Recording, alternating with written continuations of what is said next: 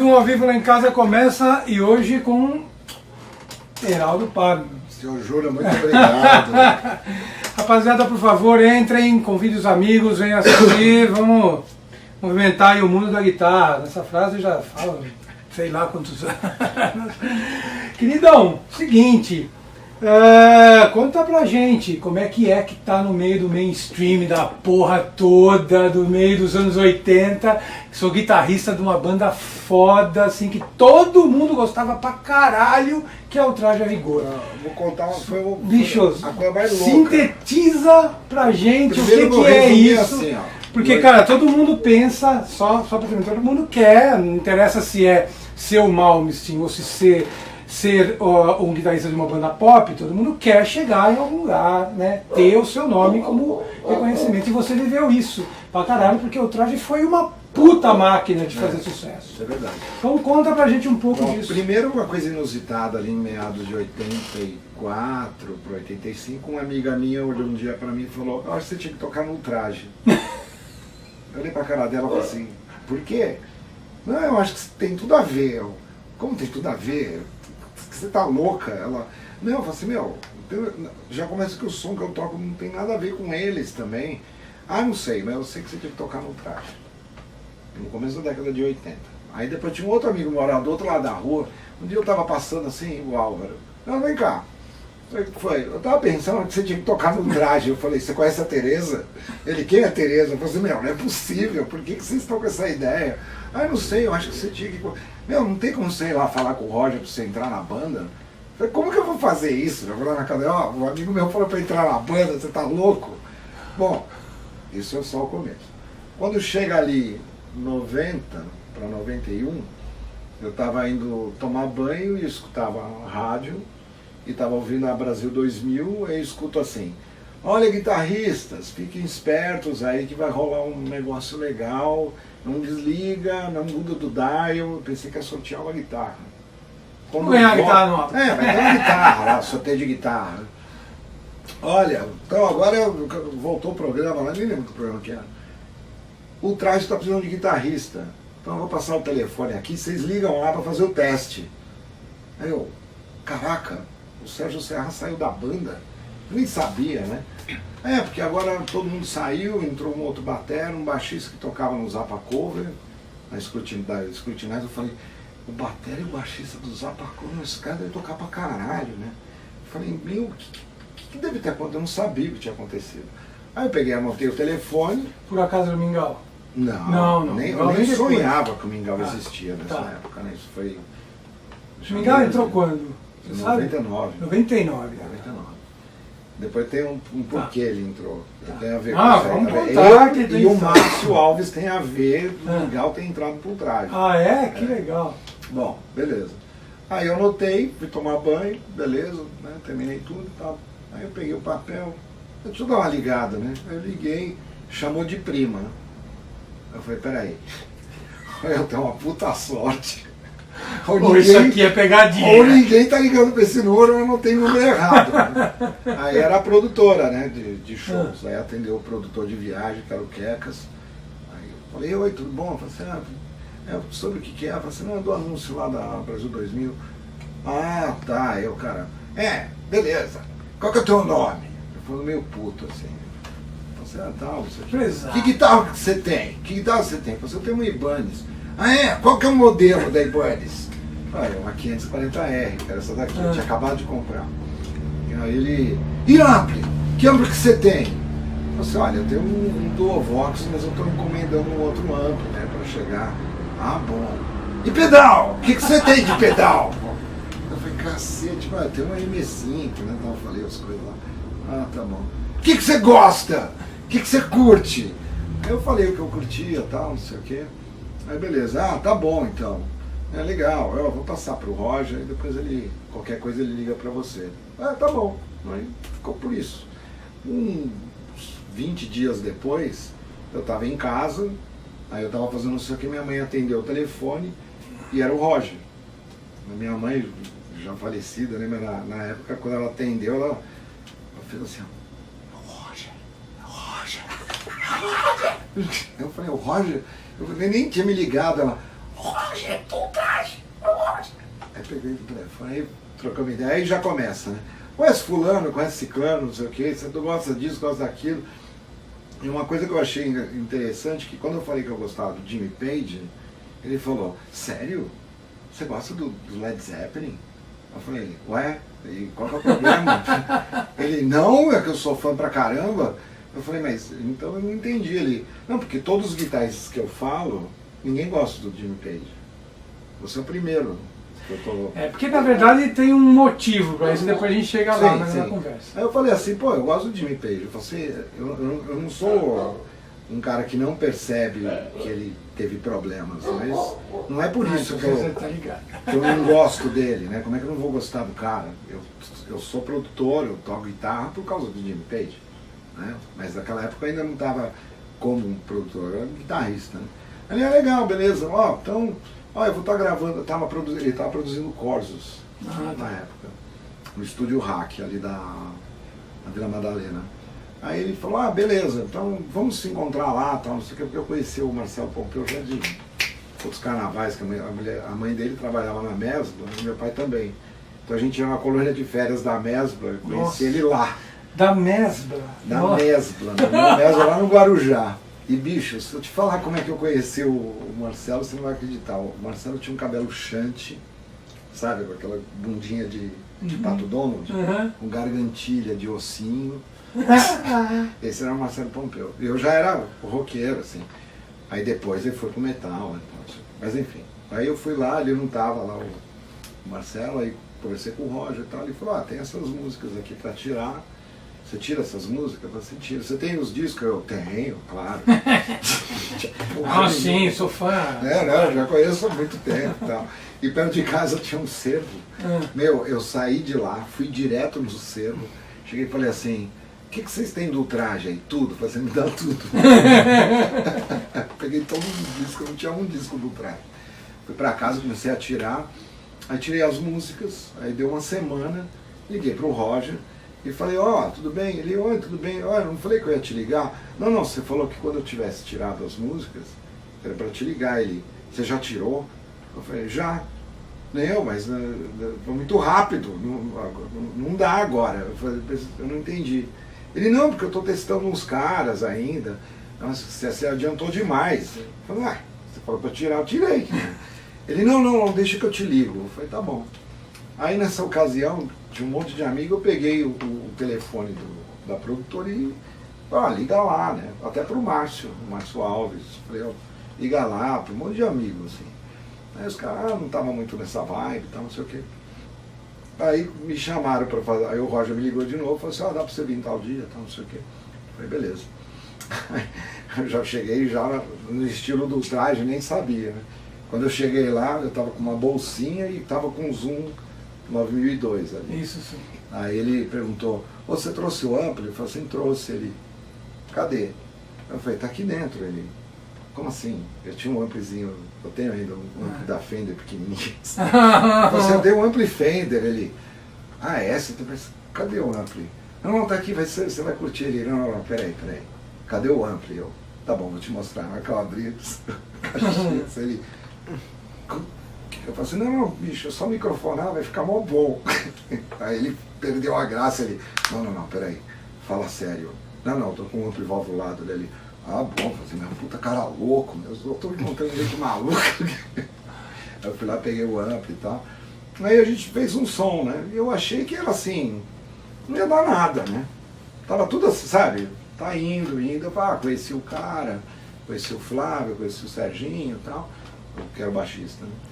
Aí passou, né? Ficou por isso. Aí quando deu ali uma semana, eu namorava uma menina que morava aqui no Eusébio Matoso, ali do lado do Shopping Eldorado. Aí quando eu fui ensaiar, eu esqueci a porra de... Não, minto. Aí depois ficou por isso mesmo, ele me ligou de novo. Ele falou, não daria pra você fazer um outro ensaio? Eu falei, por quê? Não, porque eu tô na dúvida, porque tá entre você e um cara. Eu falei, caralho, eu sou finalista, né? Eu não sabia nem quantas pessoas tinham ido, não sabia nada. Aí a gente foi lá, fez o ensaio, inclusive eu tenho uma gravação desse ensaio até hoje.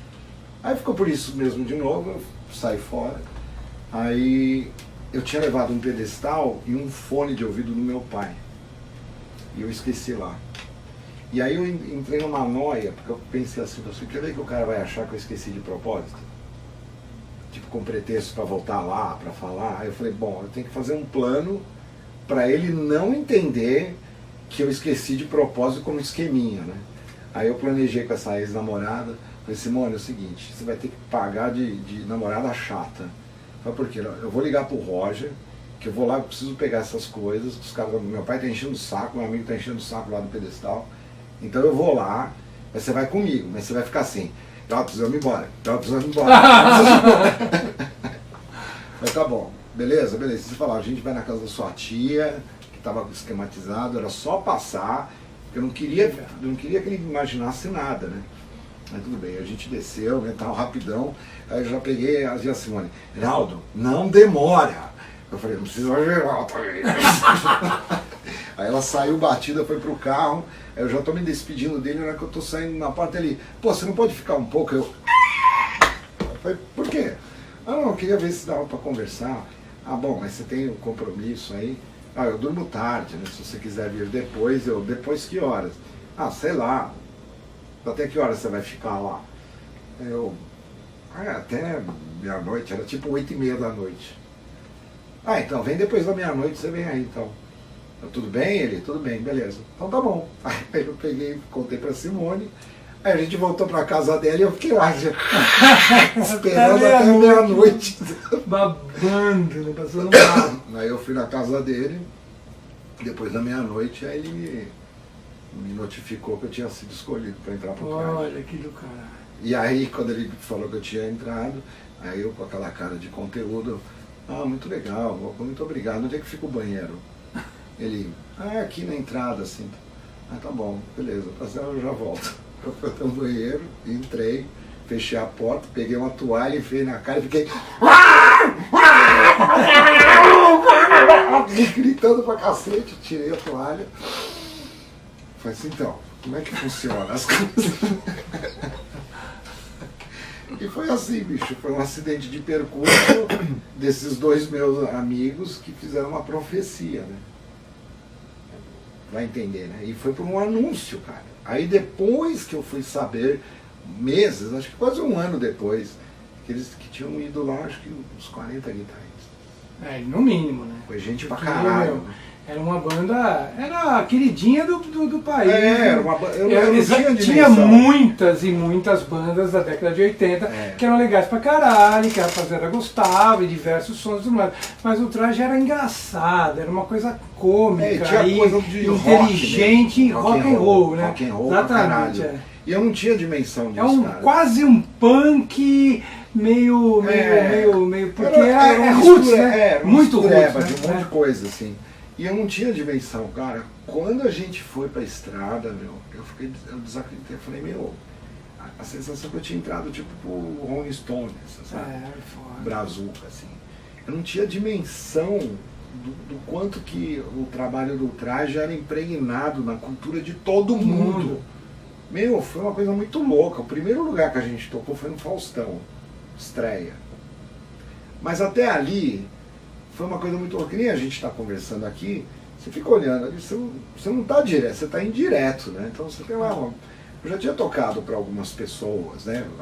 800 pessoas, 1000 pessoas, mas em contextos assim, não as pessoas estão lá para te ver, né? Estão lá para te ver no meio da coisa lá, sei lá, num festival, coisa assim.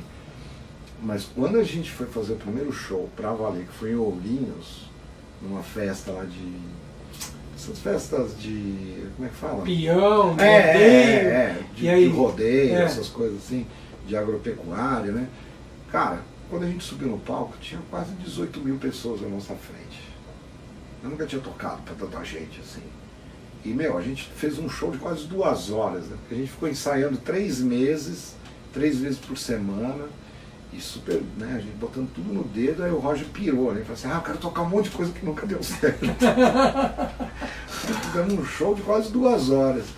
Mas, cara, na hora que eu vi aquela galera assim, eu falei, eu vacilei, cara. Tem uma hora que eu fiquei assim, será que é isso mesmo que eu quero? Porque eu fiquei com medo. apertou, assim. Foi muito estranho. Quando eu fui na beirada do palco, eu fiz assim, ó, e todo mundo, aqueles quase 17 mil pessoas batendo palma junto comigo, eu falei, eu sou um anônimo, né, bicho? Ninguém me conhece, eu já tô liderando essa porra. Eu pirei. Cheguei no hotel, tá, que acabou. E pra chegar no palco e sair do palco? Você sair tomando tapa na cabeça dos fãs. Você entrar dentro do camburão e um monte de gente pendurada, com o carro saindo arrastado e todo mundo gritando, chorando. E você assim, ó, olhando aqui. Eu falava, meu, eu só queria tocar guitarra, né, bicho? Que porra é essa? Foi muito estranho. A gente chegou no hotel, o Roger super tranquilo, né? O Flávio. Ele já vinha vivendo isso já tava desde 85, né? Quando estourou, né? Começou, né? É. Aí o Flávio, tá, não na verdade, você pegou a banda. Foi depois do Grande Boom, né? O Grande Boom mas mesmo foi tinha o resquício de tudo aquilo que já fazia vinha. 4 anos que isso tinha acontecido. Bom, eu não tinha muita intimidade com o Flávio, com o Serginho, cada um foi para um quarto. Eu entrei no meu quarto, sentei do lado da cama, catei o telefone, liguei para essa ex-namorada, ela, aí, como é que foi? Eu não quero isso não, meu, tô com medo, eu não sei se eu vou aguentar essa barra. Eu falei, por quê? Meu, eu nunca vi tanta gente se mexer igual, juntas, mas fui eu que provoquei isso. Deu um ziriguidum, assim. Eu fiquei meio assustado. Aí um monte de coisa passou na cabeça. Comecei a ver assim, por isso tem gente que bebe pra tocar, tem gente que usa droga pra tocar, tem gente que pira depois que toca. Rolou uma reflexão, assim, porque é muito louco, velho. É muito louco. Imagina você usar uma droga que você nunca usou e de repente você não sabe se você gosta ou se aquilo é uma invasão. Eu não sei. Naquele momento eu não sabia dizer o que era. Aí depois você começa a entender que você tem que criar um cara para ficar ali em cima do palco e quando você descer, você tem que voltar a ser civil. Você tem que... Essa foi a maior aula que eu aprendi. Você não pode criar o personagem e tirar ele lá de cima e levar para baixo. Então, foi um processo assim, de entender um monte de coisa. Agora, a maior vantagem disso tudo é que o Roger... Vou chegar nessa pergunta agora. O que você aprendeu e o que foi do caralho? Olha, a primeira coisa assim que eu tive muita sorte. A melhor coisa que aconteceu. Pra mim, eu acho que eu tive muita sorte. Antes da gente mudar de assunto. Eu tive muita sorte de ter entrado nesse bom acidente de percurso, porque não eram meus planos, não era esse, mas a coisa foi dando certo. A outra sorte foi ter conhecido o Flávio e o Serginho, que eram músicos inacreditáveis. O Serginho tinha acabado de... estava com 18 anos, tocando baixo, tocava mais de 50 músicas do Zappa.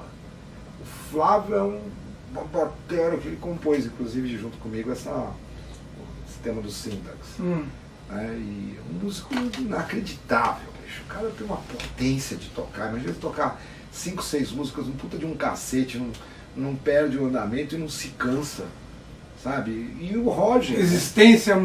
Não, e o mais legal, não tinha doideira das drogas. E nem bebida. Tudo no careta? Tudo careta. Que louco, cara. Entendeu? Assim, um uísque, assim e tal. Mas o normal, social. Não tinha assim, né, aquelas puta baixaria, né? Cheirar pra caralho, fumar maconha, ficar tudo louco, quebrar hotel. A gente parecia o Rush. Sabe o comportamento do Rush? Sim. Assim, os caras, né, termina o show, um vai jogar xadrez, outro vai ler um livro, o outro vai ficar refletindo, olhando para as estrelas, sabe? E a putaria lá com o Kiss acontecendo ali. O Ozzy se matando do outro lado do mundo. Então, a primeira sorte foi essa, assim. Né? E o Roger, assim, que tinha um jeito peculiar, mas um cara que não ficava ostentando, não entrava numas, assim... Tinha a carreira dele, as músicas dele, ele preservava isso muito bem, né? Ele também tinha um cachê diferencial. Claro, ele já era o cara e tal. Mas, primeira coisa, assim, até esse ponto aqui, muita sorte. Só uma pergunta, era o Traje ou era o Roger? Não, era o Traje. Era o Traje. Era Integrantes. Não, então tá. Então, tudo bem que ele tem o cachê diferenciado, porque ele compunha, sim. Mas era a banda. Era a banda. Então tudo que a gente ia fazer era a gente, né? O Roger nunca soube lidar com carreira solo. Então, eu acho que todo o processo dele de escolha, ele estava escolhendo pessoas que iam estar junto com ele, né? Curtindo a vibe dele. E a gente teve um período, né, de entender isso, né? Como é que você... Porque a gente começou a conviver tanto, você tem que lidar com... Porque não eram amigos que montaram a banda, né? Vocês acabaram cruzando depois. Os únicos que eram amigos ali eram o Flávio, que chamou o Serginho, que já era amigo de infância deles. Então a gente estava aprendendo a se conhecer, né? Entender a vibe um do outro. Mas a gente estava tocando tudo muito bem, né, bicho? Então, e era uma coisa que eu sentia, assim, que eu falava assim, pô, o Traje precisava de uma banda melhor, né? Músicos, assim, para não pegar mal, né? Porque assim, eu adoro o Sérgio Serra tocando guitarra. Eu sempre achei que o Sérgio Serra sempre foi o guitarrista do Traje. Eu não consigo ver ele em outro lugar. Não é coisa você falar do mesmo porque a personalidade do que aconteceu é dele, né? Dele. Musical, a personalidade musical. Quando o Carlinhos saiu, eu fiquei feliz com a entrada do Sérgio. Eu não estava na banda ainda. Eu falei, puta, agora a banda se acertou. Mas enfim, então a coisa não é dizer que eles não tinham importância. Não, a importância do Leospa, do Maurício, do Sérgio, do Edgar, do Carlinhos, é imensurável, porque tudo isso inspirou tudo que o Roger compôs em parcerias, né? Mas eu queria, assim, eu tinha uma ideia assim de, cara, se isso tocar com mais A, B, C, vai colocar esse som em outro lugar. Eu tinha esse desejo. E aí acontece. Né? Parece que é uma coisa muito louca, né? Parece que eu fui pagar a língua lá, né? Mas tinha o Flávio, o puta batera, tinha o Serginho, o puta batera. E o Roger, no meio dessa coisa toda, ele também foi melhorando também. Foi tocando melhor, foi cantando melhor, foi compondo melhor. Ele acha que não, mas esse trabalho que a gente fez ali é um compositor incrível. Inteligência muito foda, muito foda. Eu quero dizer, o que eu aprendi? Eu aprendi um monte de coisa que eu não devia fazer, né? Mas eu aprendi que, assim, e tudo é uma fase, né? Eu passei lá 11 anos e meio, mas sempre eu tive, assim, isso eu me orgulho, assim, eu sempre soube que tinha prazo de validade. Sempre soube, né? Porque se você junta muita expectativa numa coisa só, quando aquilo cai, você se fode. Né? Que nem você arrumar um emprego, você trabalha lá 30 anos, aí um dia você é demitido, o que você vai fazer? Se você não tinha outras perspectivas, então isso eu nunca parei com as coisas, né? Eu tinha um estúdio, estava produzindo, dava aula, né? Mas eu só tocava com o Traje que não tinha como fazer outra coisa, né? Mas no final, assim, no meu período lá, que a gente estava fazendo menos show, o Roger estava com mais problemas, assim, de pânico, né, de coisa do avião e tudo mais, e a coisa já estava a síndrome dos 10 anos, sabe? Uhum. As bandas que duram 10 anos, eu acho que tem isso mesmo, eu acho que isso é uma verdade, não só em música, acho que tem até algumas amizades que são assim, mas banda, eu acho que o período de glória de uma convivência, a minha impressão é que são 10 anos. Depois acaba. Até que foi um pouco mais, né? Deu 11 anos e meio. E também tem o próprio contexto da época, que as bandas, o que estava acontecendo musicalmente em 2000... Era outro cenário. Era outro cenário, a coisa começou a mudar. O rock nacional começou a ir pra casa do caralho por causa da porra da mídia, que só começava a enfiar lambada, e tinha um MP3, e aí começou a descer a tecnologia, a vir pra cima. Então o contexto mudou. Completamente, completamente. Isso deu uma saturada entre nós, assim, né? E aí, mas não foi assim, foi uma decisão de cavalheiros, assim. Uhum. Porque... Houve um tempo que a banda parou. Não, ficava parando porque o Roger tinha uma instabilidade também, né? Ele estava numa outra fase também da vida dele, e a gente num puta gás, imagina, a gente, uns 30 e poucos anos, né? Que uma vez eu falei pra ele, você só esqueceu de que nós éramos mais jovens que você tinha conquistado um monte de coisa que a gente não tinha conquistado e a gente queria conquistar porque você virou a nossa referência. Olha só que do caralho. Então, só que você não queria fazer show, maluco. O que você esperava que a gente ia fazer? É lógico que a gente ia se rebelar. Você com a faca e o queijo lá e você com os seus problemas e a gente não podia ter a nossa grana para fazer as coisas que você fez.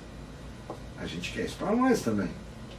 Aí, quer dizer... De tudo isso de uma forma super positiva, né? Não foi sair na porrada, não. Isso aí eu tive uma conversa com ele, assim, super assim, aberta, assim, porque a gente estava entrando numa crise, já estava visível. E a gente estava gravando o próximo disco. A gente saiu uma semana antes de gravar o disco. Olha que doideira. E a coisa já estava num... O Roger já tinha ido procurar uns caras para fazer o CD demo, não falou pra gente. Ah, mas vocês estão ocupados. Aí o Miguel já tinha entrado, né, em 99, que aí o Serginho tinha saído. Mas eu já resumi, né? Mas não tinha o que fazer, cara. Não tinha mais, sabe, o encanto, né, a vontade. E eu pensava assim, bicho, imagina eu sair daqui com uma treta, ficar com aquele ranço. Sabe, essas coisas que você vê, assim, um metendo pau, né, um processo outro, não sei o quê. Aí, foi assim, saímos e deu tudo certo. O Roger fez o que ele queria, eu fui fazer o que eu queria, o Flávio foi fazer o que ele queria, o Serginho já tinha ido, o Miguel ficou por lá e pronto, acabou, fim, abraço. E o resto... O resto é história. O resto é história. Né?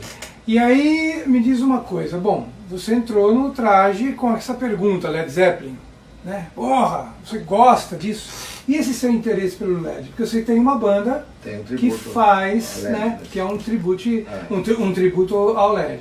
Conta um pouco dessa história, depois se você quiser, se você tiver, você trouxe alguma coisa disso? Eu trouxe a guitarra de 2 braços. Isso, mas você trouxe de áudio para tocar alguma coisa? Não, mas aí eu posso tocar aqui. Tá, beleza. Então fala um pouco disso e a gente vai fazer um som. Cara, foi muito louco porque, assim, um amigo meu... Bom, primeiro, assim, eu tive muito incentivo do meu pai, da minha mãe, eles eram muito musicais. E eu tocava lata, tocava panela, fui fazer fanfarra e escutava o rock and roll em casa, né, do meu pai e da minha mãe. Ficava escutando aquilo. Mas quando chegou a década de 80, o negócio do punk bateu, sabe? O negócio do punk, né? Porque eu via a coisa do punk de muita autonomia, né? De faça você mesmo, né? O do it yourself. E aí eu comecei a querer tocar por causa de punk. E inclusive quando escutei aquele programa da Rádio Excelsior, o programa Punk Rock do Kid Vinil, que ele mostrou uma fita demo. Quando ele falou demo, eu não entendi nada, né? Ele falou, não tem nada a ver com demônio, isso daí é uma... Eu achei demonstrativo. Demonstrativo. Eu tinha 12 anos, né? E aí ele, não, mas vou mostrar uma banda que eles gravaram na casa deles, na sala, com um gravadorzinho que possivelmente deve ser esse que você deve estar escutando a gente agora. Eu já tenho quase uma banda, eu já tenho um gravador. E eu tinha uma batera Caramuru. Na hora que eu escutei o Olho Seco tocando, eu falei com um amigo meu, falei, cara, a gente tem que montar uma banda. Falei, porque eu tenho um gravador, eu tenho uma batera, agora a gente precisa descolar uma guitarra. Aí descolou uma guitarra desse Álvaro lá que tinha uma Alex. Lembra aquela guitarra Alex? Nossa, menor. É uma que velho, mas eu não lembro. Uma supersônica, ela tem uma cara de supersônica. Aí montamos uma dual band tipo White Stripes. Eu tocava bateria e tocava misão. A música que a gente compôs era assim, ó.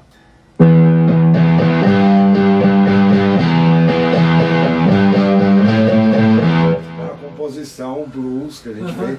Aí tinha um punk aí.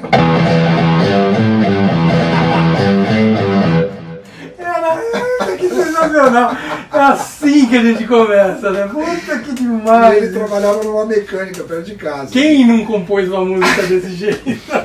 Eu chamava ele de misista. Ele não tocava guitarra, ele tocava um mico. Aí ele era mais velho que eu, tal, então ele saía correndo lá da mecânica, ia pra casa, a gente tocava, eu saía correndo e ia pra escola. Fazia a 6ª série à noite. E a gente tocava 6 músicas, tudo em mi. Né? Todo dia, sagrado. Tinha que tocar lá uma meia hora, tocar. E aí nesse círculo de amizade eu conheci o Zé Luiz. Que a gente quis montar uma banda e ele ia ser o tecladista. Aí ele chegou e falou assim, eu vou te mostrar um cara que faz um negócio que você nunca viu na vida. Falei, o quê? Ele toca guitarra com arco de violino. Eu falei, como assim? Não, e ainda ele faz uns efeitos assim com a guitarra, ele bate o arco, quando ele levanta, muda a luz e muda o som. Eu, o quê? Não, ele tem uma guitarra de 2 braços que ele faz não sei o quê, e aí tem uma iluminação. Peraí, eu vou te mostrar o disco. Pegou e me mostrou 12 anos? Isso 81. Não, 81. 81. Ele pegou e me mostrou do Som Mesesame, o disco. Eu fiquei assim, ó. Eu já tinha ouvido falar do Led Zeppelin, mas eu não tinha entendido, né? Ainda mais sendo punk, né? Teclado, acorde, tô fora. Não tinha nada a ver. Quando ele mostrou aquilo, foi um negócio. Quando eu vi gongo, né? Quando eu escutei aquilo dominou a minha vida. Eu não entendi mais nada dali pra frente. E aí ele ficava assim, vou te emprestar esse disco. Escuta esse disco aqui, escuta essa. O cara me infectou total. Aí depois descobri até que meu pai tinha um disco do LED, que era o LED 4, e que ele nem sabia que tinha lá. Quando eu descobri que tinha o disco, ele chegou do trampo, eu tava escutando ele, aqui, que é isso aí? Eu falei assim, isso chama Led Zeppelin. Led Zeppelin? Mas não é que disco é esse? Eu falei assim, esse disco é seu. Ele, meu? Aí ele pegou, ele assinava, né? Ele assina os discos dele e colocava. Mas por que eu comprei esse disco? Era por causa do Black Dog. Ah, tá. E eu já estava comendo aquele disco de trás para pronto. Meu pai ficou fã do Led Zeppelin. Muito louco. Aí, bicho, ferrou, né? Quer dizer, o muito louco na sua casa era seu pai. Porque eu revelei pra ele mas meu pai o que ele tinha. Ele tinha o Led Zeppelin, mas ele não sabia que ele tinha. E eu descobri o Led Zeppelin, mostrei o Led Zeppelin pra ele e ele pirou no LED que nem eu. Começou a fumar Aí de repente ele chegava, comprei um disco do LED. Eu era criança ainda, ele que financiava. Mas aí, bicho, aí eu via lá, Produced by Jimmy Page. Eu falei, o que é Produced by? Eu falei, não, porque ele produziu o disco, ele foi pro estúdio, fez os caras e tal. Mas o próprio cara da banda, eu achava que era um outro cara. Aí esse negócio começou a pirar, né? Porque eu já gostava de eletrônica, de áudio, gravação, eu já ficava com essas doideiras. E aí o LED virou uma banda de infância, né? De juventude, assim, de trilha sonora, de escutar tudo, querer tocar tudo, tocar a bateria, tocar o baixo, tocar o teclado, só não conseguia cantar. Tocar guitarra.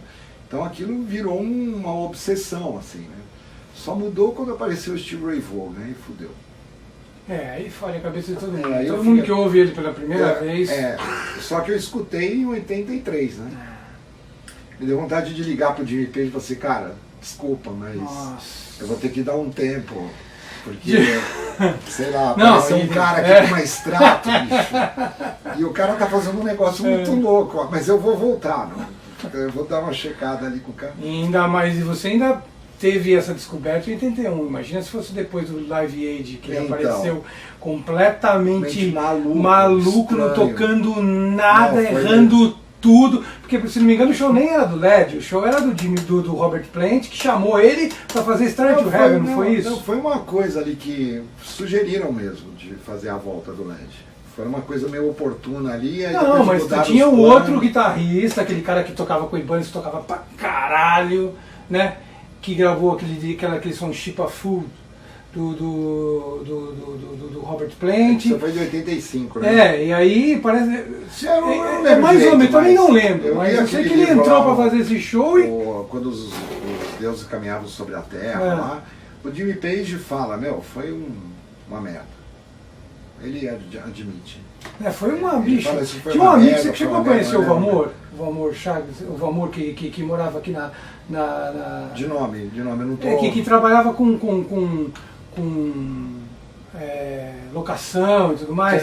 Cara, ele era doente, assim como você, pelo Page. O dia que o cara apareceu, o cara me ligou, falou, eu vou me matar. Não, foi porque todo mundo foi comentar. Mas o pior foi na Atlantic. No Atlantic Records foi pior. Eu já tinha uma banda cover do Led Zeppelin. Quando eles fizeram a primeira aparição com o Jason, aquilo foi deprimente. Assim, um amigo meu me ligou e ele falou, peraí, deixa eu ver se eu entendi. A gente está tocando melhor que o Led Zeppelin, é isso? Você toca melhor que o Jimmy Page? Aí sabe o que eu decidi fazer? Eu decidi fazer uma coisa meio estranha, assim.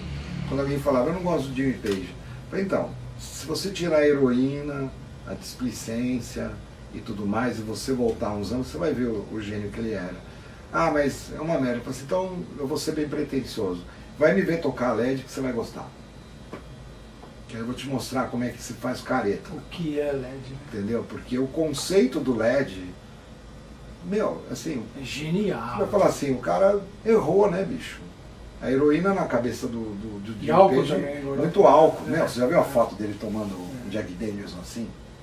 Então eu acho que para algumas pessoas isso bate diferente, mas pro Jimmy Page eu acho que ele perdeu uma capacidade de tocar guitarra, assim, meu, deve ter sido muito louco. A morte do John Bonham deve ter acabado com a cabeça dele. Era um só, meu, o Led Zeppelin era uma coisa muito grande para ele. Então, assim, eu fiquei com a obra, entendeu? Não com a coisa da performance. E depois ele volta com o David Coverdale. Né, no começo. Aí ele já tá um pouquinho mais... Já tá melhor, né? Já tocando melhor. Tá, pô, eu fui assistir o Page Plate no Parque Embu, bicho. Só de ver ele babando, assim, sabe? Fazendo coisa horrorosa, assim, tocando a baba, sabe? Ligou aqui com a mão. Vendo aquilo, assim. Mas estava eu e o Roger, a gente foi assistir junto. E a gente chorando de emoção, né? Porque tava vendo os caras, né, meu? Tava vendo, né? Mas quando... Aí você fala... O que você vai dizer, né, bicho? O Faísca não lembra disso, mas a gente viu o Jeff Beck aqui no Free Jazz, no Jockey. Eu cheguei, juntava com uma amiga, eu cheguei, Faísca de um lado e o Tiguez do outro. Os caras abriu o olho dos caras, já no final, que todo mundo já tinha saído dos lugares e ido pra frente. Você olhava pros caras abriu o olho lotado de lágrimas, porque você tá vendo... É foda, um absurdo. Com a Jennifer Batten na outra guitarra fazendo os teclados. Bicho, aquele show foi descomunal. É foda. Todo mundo metendo o pau naquela porra daquele Marshall JCM 2000. Ninguém falando mal pra cacete. Eu amplo uma bosta. Essa linha da Marshall, não sei o que tem. A gangue empresta 2 amplos pro cara. O cara usa os amplos e tira fica bom. Puta som. Não é um som, não. É um puta som. Aí você fala, cara... É a mão, é o cara, é o gênio, a genialidade, é tudo.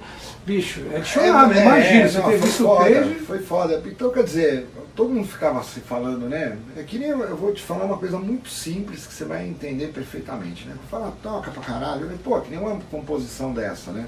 Pô, dá um puta trampo pra tocar essa merda, velho.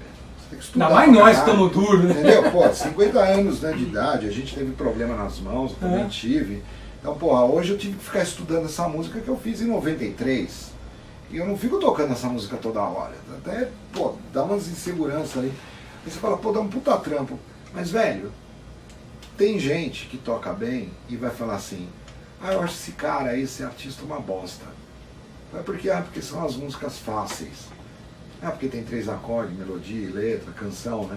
Legal. Faz uma dessa. Meu cara, como assim? História. Faz uma dessa. História. Faz uma dessa que esse cara que você está dizendo que é um bosta é o cara que vai te dar emprego, maluco. Você estudou que nem um filho da puta para tocar bem, mas você vai trabalhar pro cara que não manja porra nenhuma do que você entende, porque ele sabe compor. E agora vai dizer o que é mais importante? Você saber tocar bem ou você tocar bem dentro de uma ótima composição? Faz um, então. É isso que a gente estava falando, né? O que é mais importante, o instrumentista ou a música? Obviamente o instrumentista é importante, porque sem ele a música não acontece. Lógico. Mas sem a ideia musical, você pode ser o instrumentista que for. É aí que... Uma coisa que eu falo que às vezes, deixa eu só te interromper, porque isso aqui é uma coisa muito importante e que eu acho que vai engrandecer isso na nossa conversa. É óbvio, por exemplo, eu vou citar ele, por ele ter citado qualquer um, vai. O Vinnie Moore, esquece o Steve Vai que eu ia falar, vou falar do Vinnie Moore. É óbvio que é um cara que foi uma puta figura na década de 80, impressionista e tudo mais, todo mundo queria ser o Vinnie Moore. Até postei essa semana, essa semana eu coloquei uma propaganda dele da Pepsi, abrindo umas Pepsi pra guitarra e tal, cara, é brega pra caralho, mas é normal. Mas é assim, cara, todo mundo se dedicar, uns um pouquinho mais, outros um pouquinho menos, mas se o cara se dedicar 5, 6, 7, 8 horas por dia, em 10 anos o cara tá tocando assim. Agora, compor, que nem o Roger compôs, que nem o Jimmy Page, ou que nem os Beatles, ou bicho, ou você nasce com essa velho, porra. Ó, eu vou tocar um negócio que vai calar. Mas você nasce com essa porra, então você tá fudido. Isso não vai ser nunca. Imagina você falar, essa música é minha.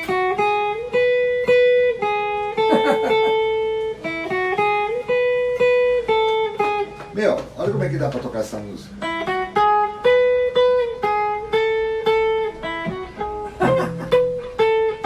Qual é a habilidade que você tem que ter? Agora me fala, quem foi o Luiz Gonzaga, velho? Imagina assim, esse cara, além de cantar pra caralho, tocar pra caralho, ele era a voz de um povo. Imagina você falar, Asa Branca fui eu que compus. Imagina você chegar e falar, essa música é minha, ó, vou tocar essa música aqui, ó. Essa música é minha. Essa música é minha. Imagina, cara, que coisa louca. Você fala, essa música é minha. Bicho, aí você fala, pô, você ser um exímio músico, instrumentista, eu acho que não é uma vantagem, é uma obrigação. Claro. Porque você treina, você aprende, você vai ser um intérprete, no mínimo. Agora, quando você vai para as bases da criatividade, são outros parâmetros de estudo. Né? Que nem a gente chegar e falar, qual é o compositor? Eu sou compositor, eu conheço um monte de gente que é compositor, a gente só não é famoso. Mas somos compositores, né? E eu sou compositor de música instrumental, sou compositor de música de canção, de vários gêneros. Eu só não tenho fama com aquela música. Mas o exercício da criatividade, bicho, quanto que deveria ser absolutamente Além do que, o exercício da criatividade tem um detalhe, é 90% de trampo e 10% de inspiração. Você tem que trampar para criar. Pois é, bicho. A mesma coisa assim que eu estava falando desse trabalho que a gente fez, do Syntax. O processo, cara, o barato da criatividade é o processo, é o que você passa para chegar naquele objetivo. Eu vou dar um exemplo melhor, assim. Você pega um pedal que depois você vai escrever lá, JR Mode, é o processo. O barato é assim, o que eu vou fazer, como eu tenho que fazer, por que eu tenho que fazer. Os caras, não, vai lá, você troca meia dúzia de peça, aí o cara compra aquela grana, pô, tá ficando maluco, meu. Então, e o trampo que você tem pra criar aquele bagulho pra fazer o bagulho funcionar? funcionar? Importantes. A primeira coisa que eu vou falar é que simplicidade e complexidade são parâmetros estranhos. Como é que você vai dizer que uma coisa complexa é boa e uma coisa simples é ruim, sabe? Isso não dá, esse parâmetro não dá para você colocar em cima da mesa.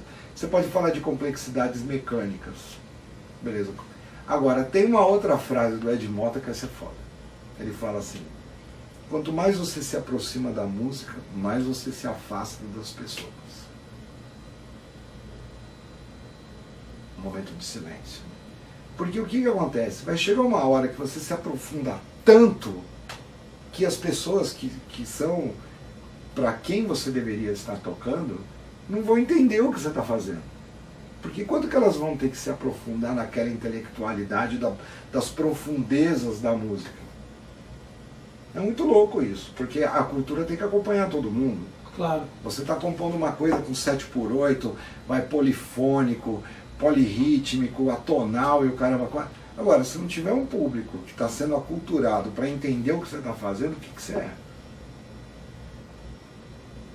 Você está se afastando. Mesma coisa quando você pega o advoguês, né? Quando você escuta um advogado falando, você fica assim, tá, não entendi porra nenhuma, tá, mas ele tem a obrigação de falar com a comunidade. Oi? Como assim? Ele está falando uma coisa desse jeito com a comunidade, mas ninguém é advogado para entender essa porra de termo que ele está falando. Então o que deveria ter? Deveria ter uma tradução, uma adaptação do código, beleza. Agora, a música, hoje, eu estou falando com a ideia de hoje, a gente está com um problema muito sério de aculturações. Né? Então, se você fica muito se aprofundando demais numa coisa, você vai se isolando. Né? Quais são os seus pares? Você vai falar com quantas pessoas nessa profundidade?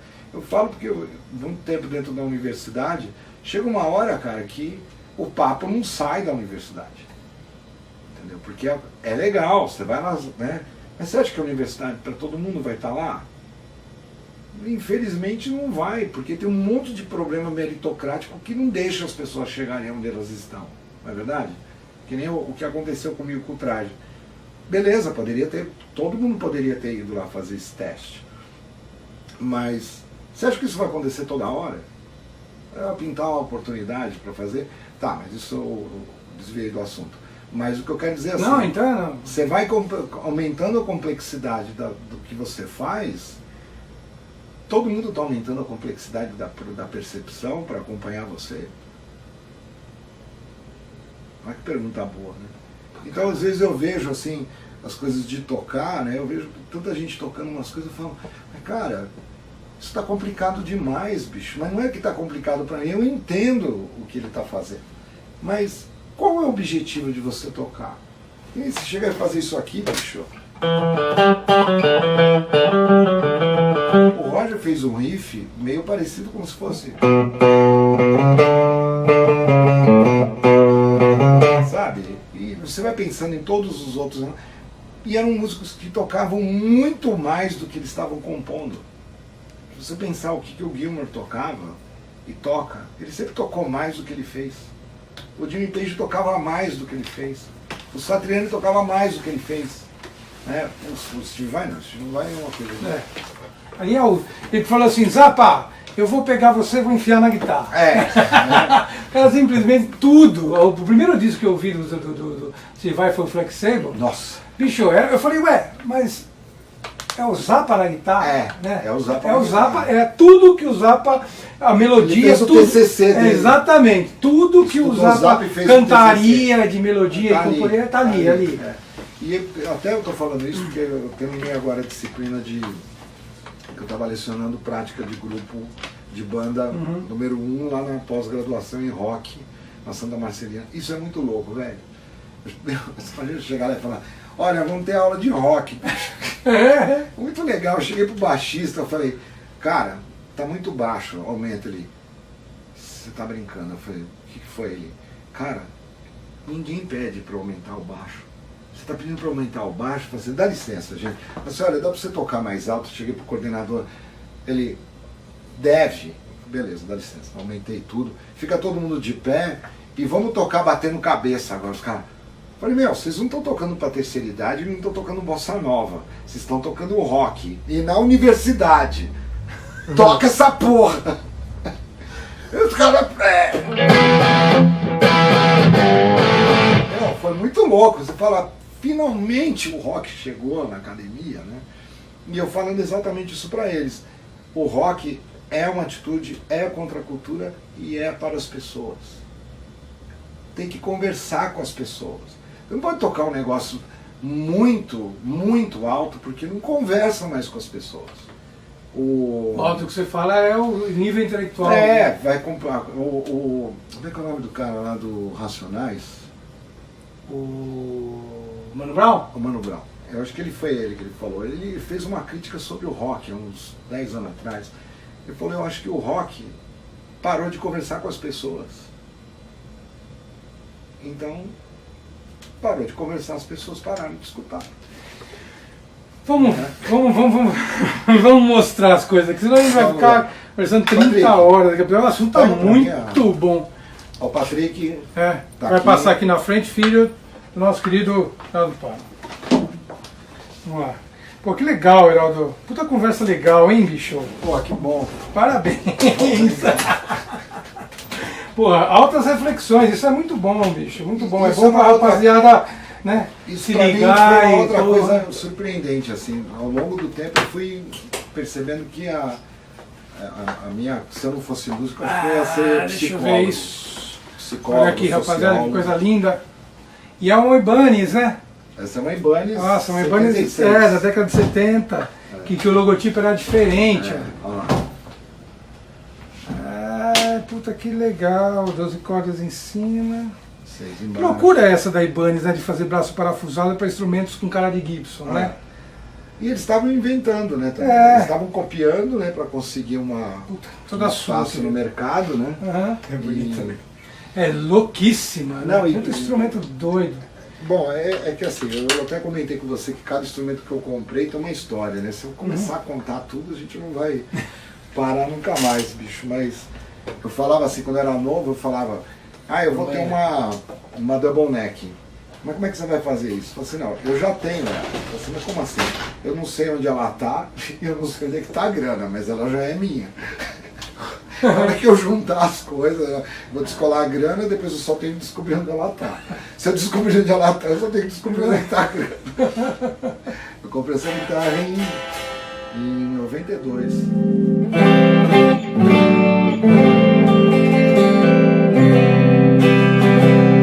É que o Stairway to Heaven, que o Jimmy Page conta, É que ele não... Ligação é igual a uma Gibson E2. Normal. Essa chave aqui, ela pega a guitarra de baixo e essa aqui vem pra cima. Deixa eu pôr aqui, porque é bem interessante isso. Vamos lá. Então essa chave aqui separa as duas guitarras. Então você põe pra baixo, liga essa guitarra aqui. Aí quando você liga aqui pra cima... É uma chave de duas posições só. E ela liga as duas ao mesmo tempo. Ah, então tem a posição do meio que liga as duas. E ela tem um efeito, cara, que é muito louco quando faz isso. Que você pode deixar aberto a guitarra de cima, por exemplo, e fazer um negócio assim. Quer ver? Ó, você deixa ligada de cima e toca na de baixo. Olha o que acontece. Ó. Que do caralho!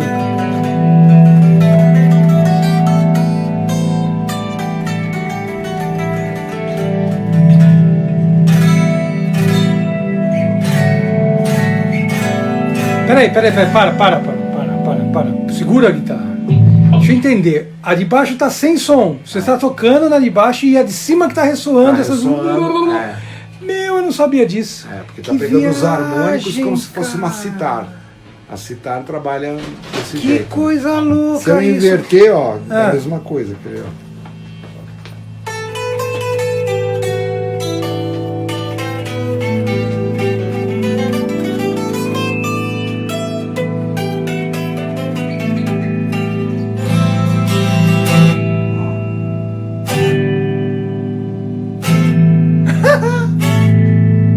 É o Shimmer Vintage. Só que, ó, eu dei, ó, tá soando um Lá maior com as cordas soltas, ó. Que do caralho. Agora eu faço ele maior, ó. Isso, mano. Lá maior. Cara, que coisa louca, que viagem essa guitarra, bicho. Eu não sabia dizer. Quer dizer, É muito legal. podia imaginar que tinha essa. Meu, que sensacional. É doideira, né? Mas então, o que o Jimmy Page conta é que ele, como ele gravou Start to Heaven com violão e tinha parte de guitarra e tudo mais, ele achou melhor pegar essa guitarra para ele poder trabalhar o Start to Heaven, né, fazendo a introdução aqui, né? Aí quando vem pra cima, ele vai fazer como se fosse com a guitarra, Com o violão. com guitarra, com violão, que tem aquela soma imensa. Então ele deixava aqui já pronto, né, para fazer.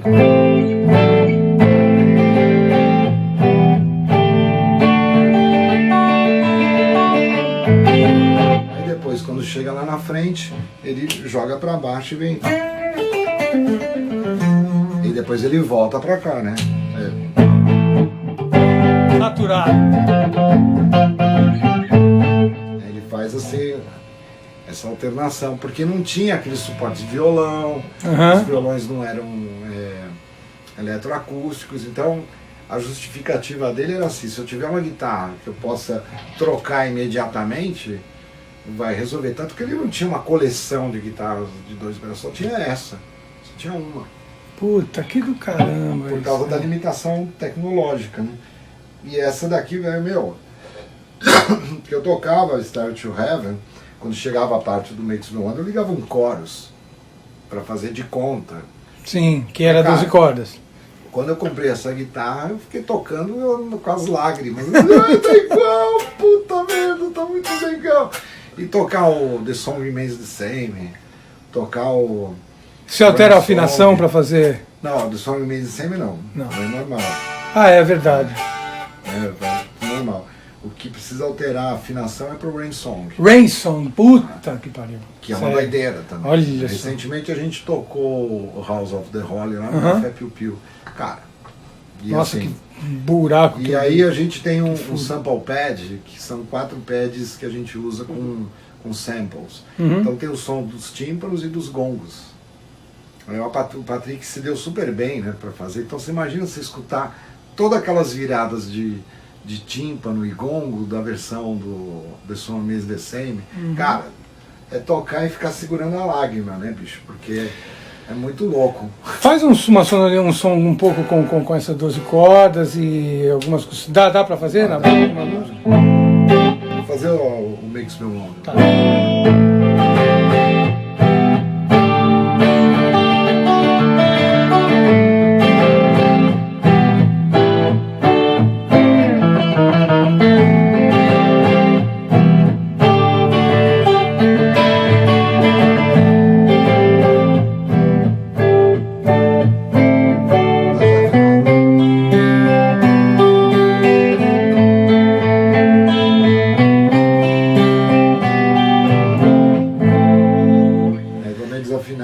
isso aqui para afinar, meu amigo. E para trocar de corda? Imagina trocar. São 18 cordas, né? São 12 aqui e mais 6 embaixo. Você passa uma tarde trocando de corda. Mas é sensacional. E a de baixo, quando tem a parte do solo, né, do Start to Heaven, eu faço aqui, né?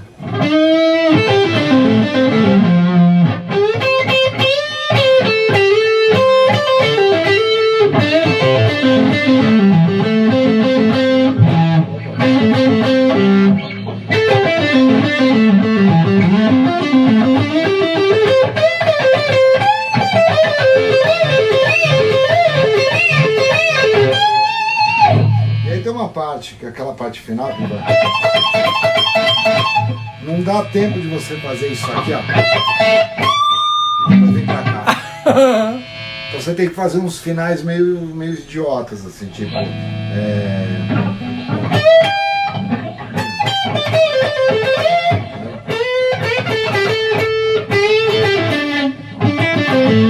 você percebeu.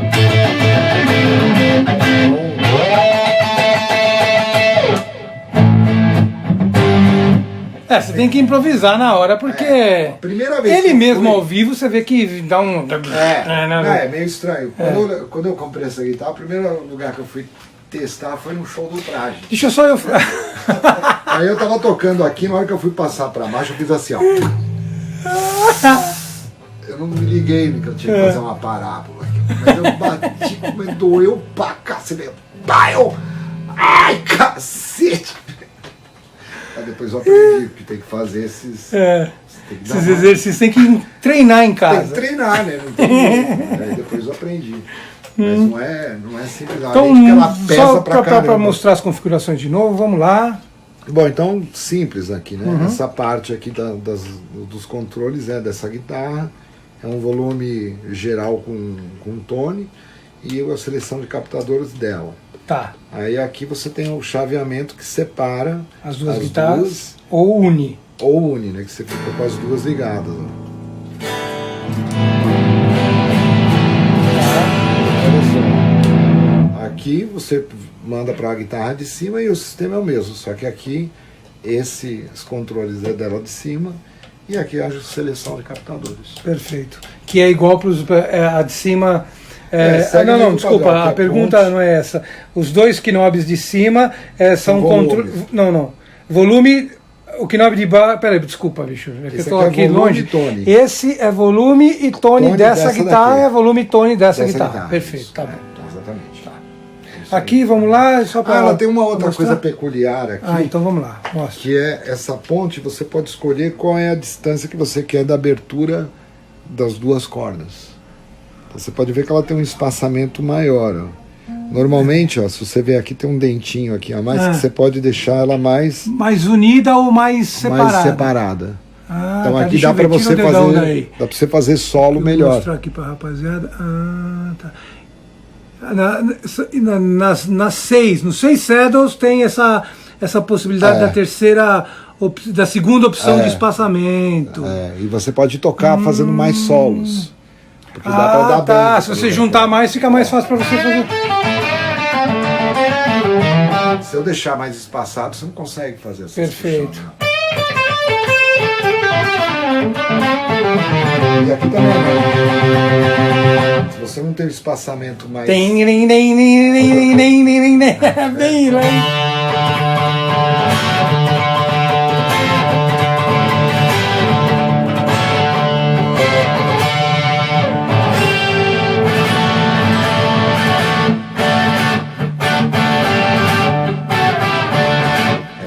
Gênio, né, cara? Gênio. Então, aí tem esse fator dele não ter sido muito mostrando feliz aqui nas situações dele de tocar, mas como é que desvaloriza a obra, né? As contribuições de estúdio, de técnica, de composição, de tudo que ele fez. Eu acho que é meio exagero o pessoal também. O cara não tocou bem lá no Live Aid, então está tudo acabado, né? Pois é, né? Uma coisa radical também. Se pensar, o Blackmore também não anda lá no Nossa, das coisas. cara. Não tá tocando pra Com quem ele estava conversando, acho que foi o Dembosco, inclusive ele acabou de comentar Foi com você, ô, Rafael? Depois você comenta aí, que a gente estava falando do Blackmore, que você viu o Blackmore. Não sei se foi o Nebusco que falou, que viu agora. Eu já tinha visto ele há 2 anos atrás, tocando numa volta do Rainbow, mas ele disse que ele viu agora também. Foi triste, deprimente. Ou foi o Gucci que falou? Eu lembro, eu ouvi alguma coisa. Ou foi o Gucci, eu não sei, eu não lembro se foi com um cliente amigo, o Rafael, que eu estava conversando, ou foi o Gucci, depois que ele tocou, que ele fez a apresentação dele aqui, a gente foi comer um troço lá e ele comentou. Bom, não lembro com quem foi, a cabeça não dá. Não tá lá. O Arco de Berlim. Quem? O arco, porra! Isso aqui, mas isso aí você vai mostrar com qual guitarra? Vai mostrar com esse trato. Ah, Eu então deveria tá ter bom. trazido a Les Paul, mas Pois mas quer uma Les Paul pra tocar? Tem. Que não dá pra mostrar, mais ou menos. Porque o problema de fazer isso com arco é que a guitarra ela não tem essa ondulação das cordas, né? O grande problema é esse. Peraí, mas de fazer isso aqui, ó. Então, mas você quer uma Les Paul? Não, que não. Precisa colar isso aqui, não sei. Porque o negócio aqui, ó, o Jimmy Page ele não tinha como usar muito bem isso daqui, ele só usava nas extremidades, né? Tá. Que nem aqui, ó, pra pegar a E aqui no meio, porque as cordas do meio elas são mais altas, né? Tá. No geral. Então você consegue pegar aqui, ó.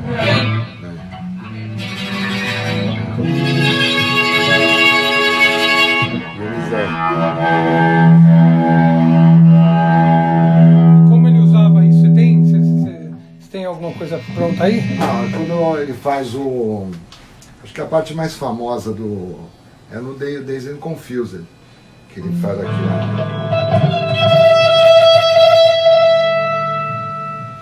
Vou ver aqui.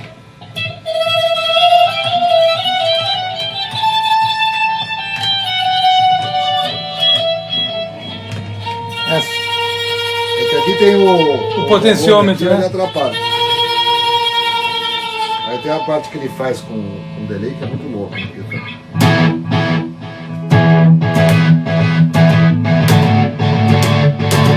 Dá uma porrada, né? Claro, sem dúvida. O arco aqui em cima, que fazia aquele efeito que eu falei, né? E quando eu vi ele fazer isso, eu fiquei doido, né? Eu falei, meu...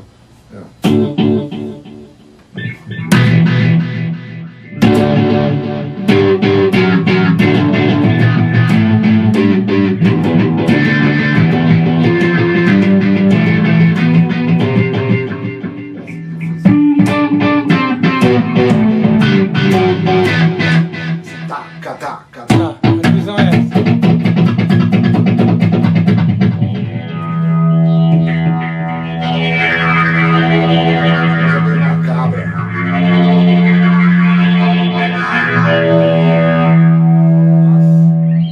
No show, Cara, você imagina- esse bicho é demais. Você assistir isso, né? Em 1972. Antes até, porque ele já estava fazendo isso na época do Yardbirds. Ele já usava o arco de violão. Não, imagina Esse você tá indo instrumento no não dá show- pra fazer por causa dessa porra desse aqui, quinô. é. Se quiser uma Les Paul, depois eu posso. Não, beleza. Mas o legal é a gente ver, que eu acho que um exercício que às vezes eu faço, quando a gente toca lá no Café Tupi, eu falo assim, a gente vai tocar uma música do LED, só que vocês vão fazer um exercício. Faz de conta que você não sabe do que eu estou falando. Então vai tocar Good Times, Bad Times, que é a primeira música do disco 1. Imagina, você não conhece nada, você vai lá pro disco e põe a primeira música e escuta. Imagina o que deve ter sido. Não, o Alaô, você conhece o Alaô Coutinho? Sei. Então, ele falou isso uma vez eu tive uma loja na década de 90, na Teodoro Sampaio, e ele contou essa história dentro da loja. Ele falou, cara, a primeira vez que eu vi Rota Love, primeira vez em 60 e alguma coisa, ele falou, época. cara, parece que eu tinha levado uma martelada na cabeça, foi uma muito estranho. loucura, foi É uma muito estranho. doideira. É muito estranho. Porque era completamente diferente de qualquer coisa. É tudo que a gente está falando, ó. Se a gente pegar o Pink Floyd, você escuta as músicas, você fala, como que esses caras fizeram esse som? Né? Imagina, é que eu estava falando da coisa de, cara, você ser um bom instrumentista, você consegue.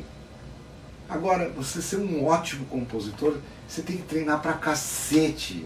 E qual é a metodologia que você vai estudar de composição de rock? Fala aí. Não tem, maluco. Você tem método para tocar country, rock, punk. Agora, e composição? Faça um... Imagina você falar, ó, Anarchy in the UK, do Sex Pistols. Olha, essa música é minha. Ou essa daqui, né? Tá tudo desafinado. Mas imagina você falar, essa música é minha. Saca? É esse tipo de coisa que eu venho pensando assim. Bicho, tocar é obrigação, cara. Mas criar, parece que ninguém se sente muito na obrigação de criar, né? É que não é assim, eu vou contra o que você está falando, porque não é uma questão de se sentir na obrigação, é um dom, velho. A gente estava conversando e eu não consegui terminar porque você foi mostrar alguma coisa, eu não consegui terminar o que estava falando, mas é assim, é um troço que você tem que nascer com o troço, tem que estar na sua veia.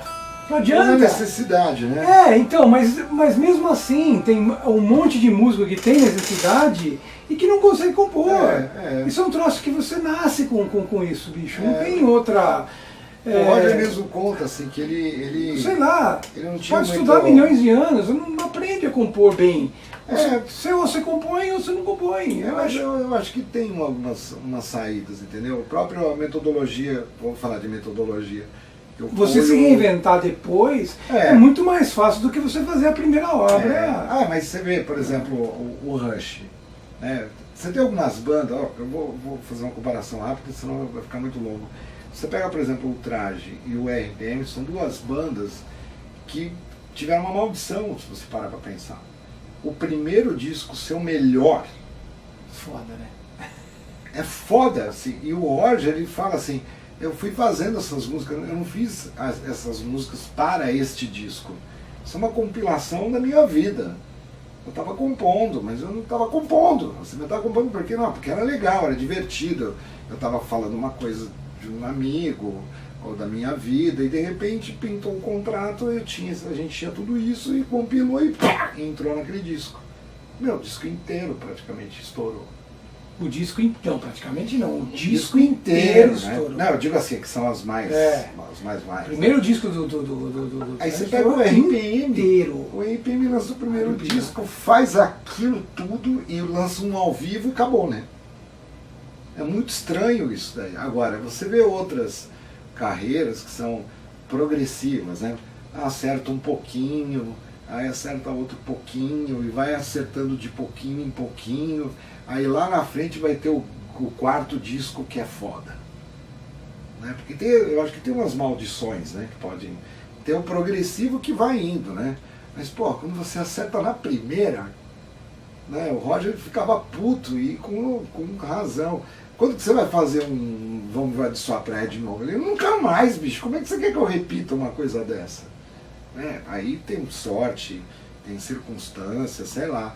Mas é meio pesado, né? Você ter essa responsa de que você fez o primeiro disco e todo mundo vai ficar só comparando com o primeiro disco, né? Quando é que você vai fazer um primeiro disco de novo? Eu falei, não tem, depois do 1 veio 2, né? Depois veio 3, não dá pra você fazer um de novo. E é meio foda, né? Porque essa coisa de tocar, de compor, são processos que vão desenvolver. Até a coisa de tocar bem mesmo. Às vezes você está tocando bem dentro do seu quarto. Aí você vai tocar numa banda e você parece um idiota, né? Você não consegue tocar. Você vai ter que aprender outras coisas para tocar de pé, tocar com a diversidade, tocar com músicos idiotas. E você tem que se controlar e conseguir tocar bem. Não é? Tem tudo isso, quando você está num ambiente controlado. E tocar com os puta músicos e se concentrar para... É tudo, é tocar com gente igual, melhor que você, pior, com caráter esquisito, numa condição de equipamento bacana, ruim, boa, mais ou menos. E tu cansado, com febre, você não já tocou com febre? Nossa. Já com dor de cabeça, com dor de dente, com preocupação, puto, né, com dor, com tudo. Aí como é que toca bem com essas circunstâncias todas, né? Você tem que ir vivendo. E quando que vai ficar bom? Sei lá, né, bicho? Quanto tempo leva? Não, eu não sei. Né? Não dá pra você explicar. Você, olha, faz isso aqui por 2 anos que você vai ficar bom. Sei lá, né? Talvez tem gente que precisa de mais, tem gente que precisa de menos. Então o que eu vejo, assim, a coisa de tocar bem, tá muito esquisito esse conceito, porque tocar bem dá pra tocar bem. E pronto. Não, e de outra, né? A gente não pode esquecer dos chineses, né? Você abre o YouTube, tem uma menininha de 8 anos. Chinês, japonês. tipo, destruindo o instrumento. Então a gente não pode esquecer que as metodologias aí dentro da área de educação, que é onde que eu fui estudar, que eu pirei com essa coisa de educação musical, não dá para comparar. Vamos um pouquinho nisso. Qual é essa sua faceta professor? Porque foi assim, eu comecei a trabalhar com música dando aula, né? Mas era assim, e tem um porquê. Eu achava estranho que eu tinha uma facilidade musical que as outras pessoas não tinham. Porque eu comecei muito criança, então eu achava que toda criança tocava. Assim como toda criança tinha um pai, mãe, eu achava que era tudo igual, né? Aí quando você vai viver, você percebe que não é tudo igual. E aí tinha gente que falava que eu tocava bem, mas eu não ficava orgulhoso, eu não entendia. Mas por que eu toco bem? Por que eu tenho facilidade? Por que o outro não tem a facilidade? Aí eu comecei a pirar e falei assim, não, peraí, deve ter um jeito que ele consiga também. Então eu acho que é o fundamento da educação, né? Da educação, você se preocupar com a formação do outro. Então eu comecei a pirar na dificuldade que o outro tem para eu achar um atalho. Se eu já tenho facilidade, então se eu tenho facilidade eu posso me preocupar com outras coisas, né, que o cara não consegue. Então peraí, como é que eu faria se eu tivesse no lugar dele? De achar um atalho. E aí eu comecei, porque eu não, assim, né, agora só falando da questão de educador, eu não acredito em dom, de espécie alguma. Nem da composição. Nem da composição. Isso sim. Sabe por quê? Porque como educador, eu tenho que acreditar na chance. Se eu colocar que você não tem o dom para uma coisa, eu estou excluindo você de uma possibilidade. Não. Óbvio que você não vai chegar para ninguém e falar, cara, porque você não tem dom. Não é isso. Mas o que eu quero dizer é assim... Mas você há de convir que existem pessoas que vão muito mais fáceis e outras não. Mas aí tá. Mas aí esse senso comum, quando você está na questão da dificuldade de alguém, isso nem vem à tona. Eu não consigo nem pensar nesse negócio do dom. Para mim, tudo é uma construção de coisas. Do ambiente que se vive, as referências que você tem. Claro que pode ter algumas facilidades naturais, assim, mas, velho, o ambiente faz o homem. Entendeu? Tem uma série de coisas ali que podem facilitar tudo isso, né? Porque você estava ali. Então, quer dizer... A genialidade e a ladruagem, o ambiente faz. Então eu comecei a me interessar por isso. Hoje eu consigo explicar, mas antes eu não sabia por que eu queria dar aula. Eu queria dar aula por causa disso. E depois que você vai pensando, refletindo sobre as coisas que você faz, assim, não, meu problema eu não admito que você não consiga. Entendeu? A gente vai dar um jeito, né? Que nem um médico. Qual que é o barato do médico? Mas eu falo médico de vocação. Eu vou dar um jeito de te curar ou vou melhorar o teu quadro. Desistir não vai dar, não é? E qual que é o barato do médico? Ele lidar com gente saudável? Não, o barato dele é gente doente. Entendeu? Então você dá aula para quem é bom você só dá empurrão, o cara vai sozinho, velho. Entendeu? Eu conheço um monte de gente que fala assim, eu sou professor bom pra caramba. Você é bom pra caramba ou você teve alunos incríveis? Porque tem muita gente que fala que dá aula, mas ele teve sorte de ter excelentes alunos. Então, será que o mérito está onde? O grande mérito, não vou generalizar também, mas tem gente que tem uma facilidade de aprendizagem acima da média. E tem uma série de fatores. Aí tem um professor que fala que o mérito é dele, não é do aluno. Isso é mentira. A maioria das vezes que eu vejo é assim, um bom professor, em primeira instância, tem que lidar com a dificuldade alheia. Não, a facilidade você só empurra. Você só fala, vai lá. Bêbado na ladeira, né? Entendeu? Sabe, que nem como é que eu vou dizer assim, o Patrick, que está agora fazendo 18 anos, e o Nicolas, que está fazendo 12, meus filhos. Então, quer dizer, eles viviam o tempo inteiro comigo. E eu dando aula, eles me viam dando aula, eles me viam ensaiando, me viam falando de música, brincando sobre... Então, quer dizer, a formação perceptiva deles, como é que eu vou comparar? Como é que eles vão comparar? Entendeu? Eles tiveram um ambiente favorável. Então, quer dizer, o Patrick e o Nicolas, eles sabiam solfejar a bateria antes de falar. tum tum pá, por exemplo. Não conseguia falar meu nome, mas conseguia tum tum pá, pá tum tum tum pá tum tum. Você fala, caraca, mas por quê? Porque eu brincava com eles fazendo isso. Eles viam eu fazer isso. Agora, se eles não tivessem esse ambiente todo, será que isso ia despertar de alegre na cabeça deles? E se eu fosse médico? Será que eles iam ser músicos? Não sei. Também é uma coisa para se pensar. Mas, enfim. Então esse negócio da educação sempre, né, que a gente estava falando antes, eu gosto da área da música, né? Tudo me encanta. E aí esse negócio da universidade foi assim, eu fiz a faculdade, eu entrei na faculdade em 95, que era o segundo curso de música popular da FAAN, inclusive motivado junto com o Márcio Alves. O Márcio entrou em 94 e eu entrei em 95, a gente estudava com o mesmo professor, o Ricardo, mas eu imaginava assim, depois que eu ficar velho, o que eu posso fazer? Pô, de repente, lá na frente, ter graduação, posso ser um professor na faculdade. Isso foi andando. Até que depois eu fiz um curso de pós-graduação em docência superior em 2008, na FMU também. E aí eu fui dar aula numa faculdade no curso de licenciatura, em 2012. 2012. Aí, bicho, as coisas começaram a acontecer. Aí a coordenadora era uma amiga minha, de graduação também. Ela falou, se você não fizer um mestrado, eu não consigo te segurar aqui. Ela falou, você está ameaçando? Eu, tô. Vai fazer o mestrado, senão logo você vai embora. Beleza, no dia seguinte, entrei na Unesp, aluno especial, foi dia livre, quarta-feira, 8 da manhã, educação musical, putz, professora Margarete, não sei quem é. Tá bom, fui lá, fiz inscrição, não sabia o que eu estava fazendo. Esse foi o critério de escolha.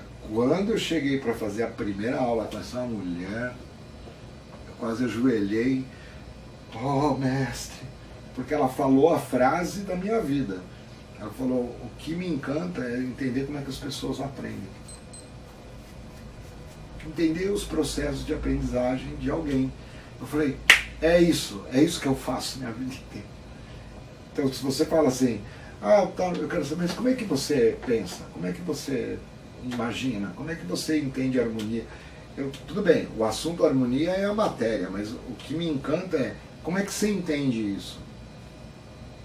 Dá para entender Sim, lógica? Perfeitamente. E aí eu me encantei, bom, não deu outra, né? Fiz mais duas, fiz a disciplina em 2013, aí eu fiz 2012, depois eu fiz 2013, aí eu montei um projeto de pesquisa, entrei no concurso da Unesp, né, no processo seletivo, e aí a Margarete Arroio topou fazer a orientação da minha pesquisa, que era sobre autoaprendizagem dos guitarristas.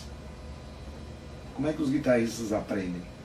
Essa coisa de autoaprendizagem. Aí, no final, a formatação ficou assim, que era jovens guitarristas, a aprendizagem autodirecionada, que tem a terminologia leva para outra reflexão, não é a coisa assim só autodidata. A gente tive que estudar mais sobre o que é autodidata, as definições, mas eu sempre suspeitei que existe um limite para o autodidatismo, para falar. Ele vai ter aula com alguém. E não deu a outra, velho. Essa alternação é assim mesmo.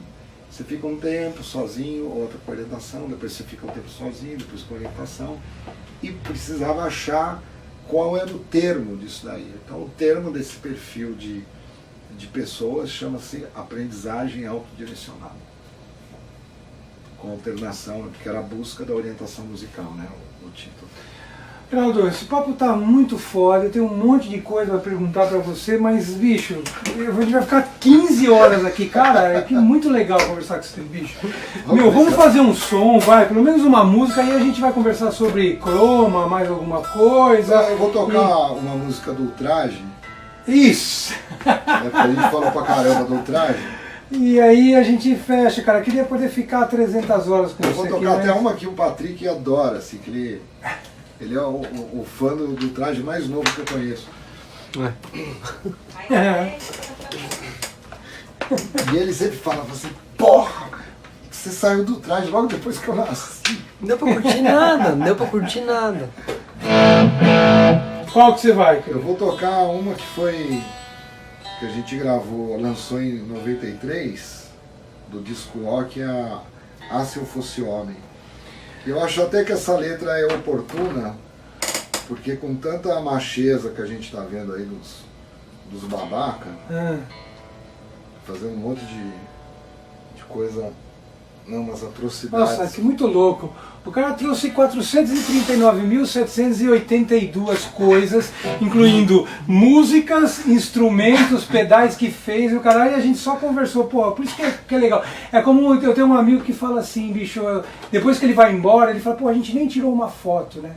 Cara, quando o assunto é legal, foda-se o celular, foda-se tudo, a conversa é uma coisa divina. Eu não trouxe pra você. Bicho, a conversa é a melhor coisa que existe entre as pessoas. Conversar é bom. Sempre esqueço de tirar foto também. Vamos lá aí, rapaziada, hoje vai rolar um pop aqui, nada de instrumental, vambora. Quer dizer, rolou instrumental, mas vai rolar um pop.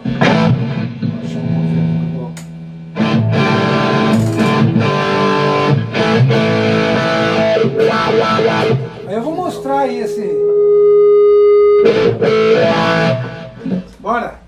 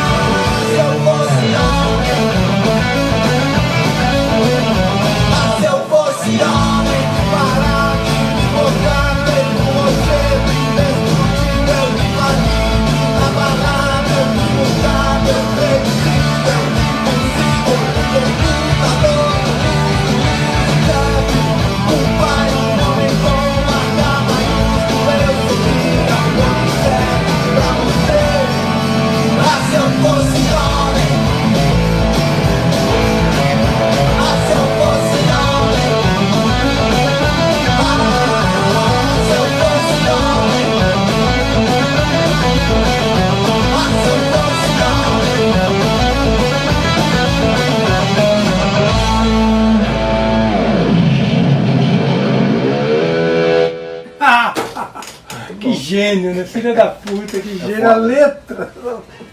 Meu, esse disco é um disco que ficou meio obscuro porque a Warner na época colocou a gente na geladeira. Mas é um disco. As letras são muito foda. Foi um disco. Meu, além disso, foi engraçado pra caralho.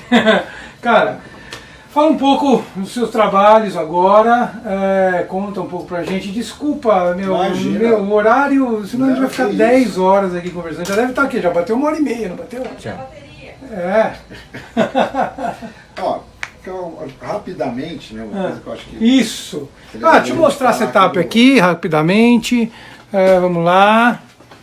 Aqui, olha aqui que o nosso amigo tá usando aqui. É pedaleira, e vamos aí, meu irmão.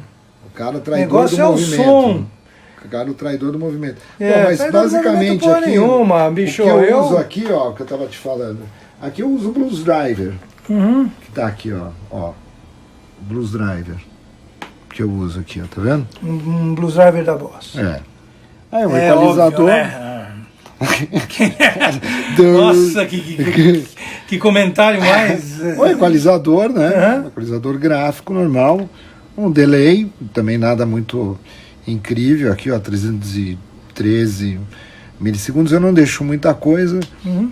Eu deixo aqui no Control 1 o compressor, o CS3, que eu não vivo sem esse cara também. Aqui o Control 2 é mais para dar um upzinho quando... Um booster de Um volume? boosterzinho de volume de saída.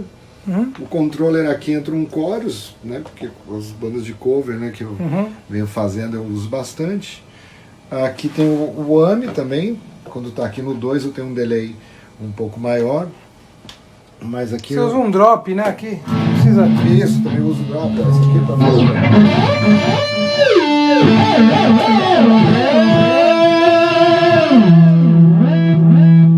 E normalmente nos outros aqui, mas o wah-wah, né?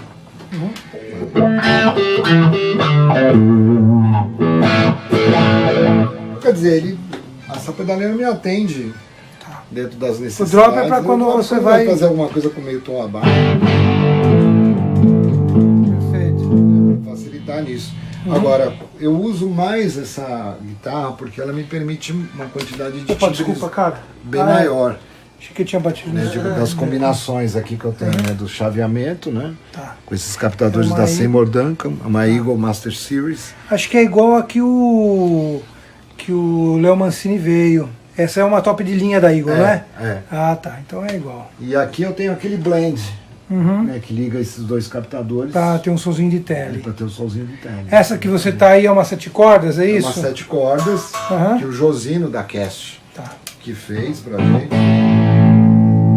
E aí Isso você usa pro depois- chroma? Isso aqui é pro chroma, porque Tá. a baixaria fica meio comigo. Assim. Tá. E aí eu acabei colocando um ripshot aqui para baixar Mais ainda. um tom no cisão. Aí ela vai Vai pra lá. Pra lá. Então, né? Trouxe alguma coisa pra tocar com ela? Trouxe. Ah, então vamos fazer um som, isso é legal, seria legal. Deixa eu colocar aqui, rapaziada. É, A sim. gente vai fazer um som com essa guitarra de 7 cordas aí. Deixa eu só.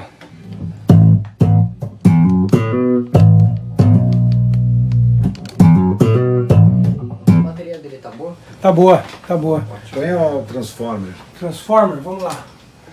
Ah... Deixa eu ver o que tá aqui. Chroma Rock and Roll.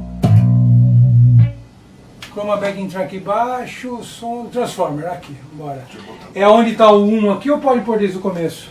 Desde o começo. Então, bora. Deixa eu ver se eu vou acertar.